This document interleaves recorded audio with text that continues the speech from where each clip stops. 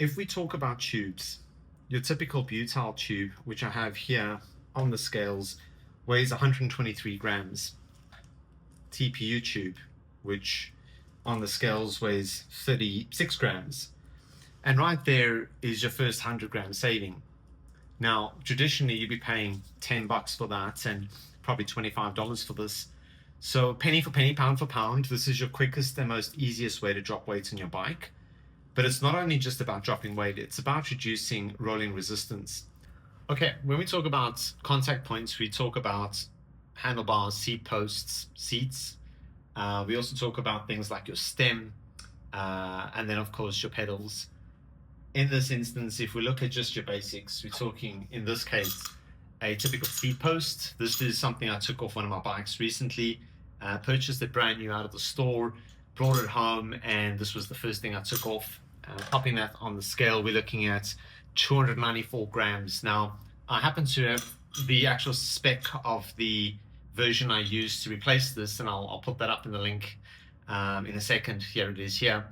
But that one weighs 150 grams, so it's in theory half the weight. Whilst this was quite expensive, they $300-400 for a carbon seat post. Again, we're not just dropping weights, we're increasing flex on the seat post, which provides a more comfortable ride as well. So you're also able to sustain power for longer times because you're actually enjoying the ride. So it's not just contact points we're upgrading for the sake of dropping weight on the bike, but it's also trying to increase our enjoyment for the ride. Something as simple as a actual stem could drop up to a few hundred grams as well, depending on the brand and finish, as well as the size. Got to take that into account. Most bikes come standard with either a 90 or 100 millimeter as a standard. Now, whilst that's great and good enough for the general cyclist out there, if you've had a proper bike fit, you'll know that sometimes your actual stem itself has to change. For an example, my track, that actually has a 90 millimeter stem, where my Factor has a 110 millimeter stem, and my Aethos has a 100 millimeter stem. It's not a one-size-fits-all blanket. It's got to do a stack reach and the geometry of the bike.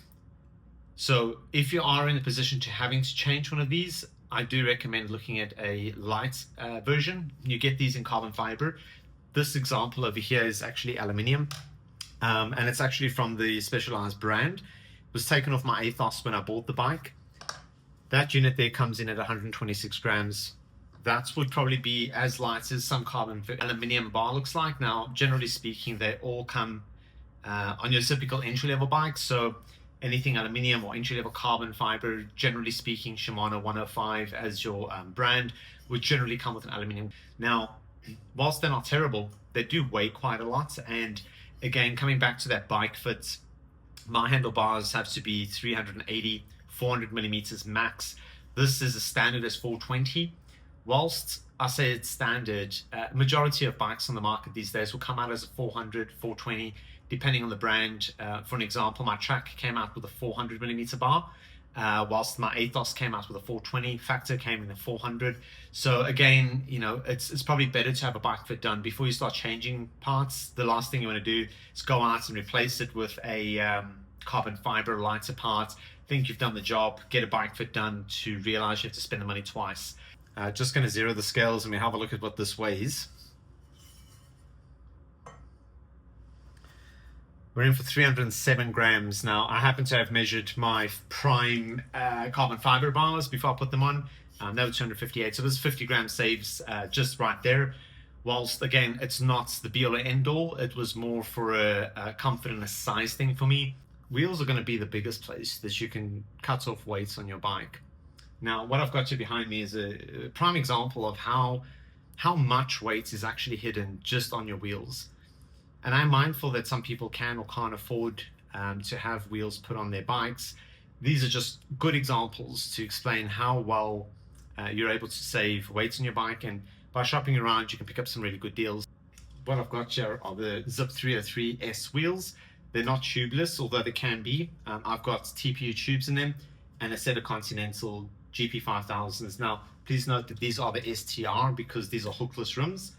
I've also got an 1136 105 cassette on this, which is married up to my Chakamonda. And I have upgraded the rotors, which have got the CL8 800s on. Now, as a complete system, wheels are blown up, they're ready to go. In other words, I put this on my bike and away we go.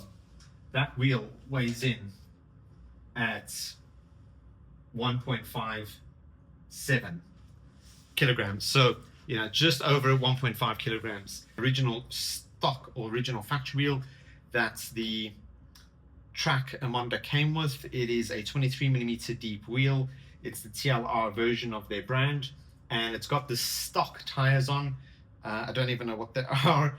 They're the stock tires that came with the bike. Now, I've actually removed the tube, and I will add that on just to give you a scale for reference, but we have no cassette, no rotor, just the bare rim with the tire that came out the box from purchase. So again, we got the zip sitting at 1.5 kilograms, just over, and this wheel with no accessories on it comes in at 1.445 kilograms. Now, if we take your standard tube that it came with and just pop that on there, that pushes it to 1560. Basically, on a new set of wheels, in terms of weight savings, I've got a cassette and rotor on for free. So things you can absolutely do to save some weight on your bike. Simple things like tubes and tires are the best way to go.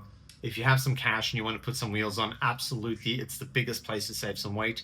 Then you've got things like contact points. But I do want to emphasize that before you're doing any of your contact points, to reach out to a qualified bike fitter. Make sure you've got your bike fit done. That alone is probably the best money you can spend. A proper bike fitter will give you more watts on the bike than you can actually get from saving all these weights.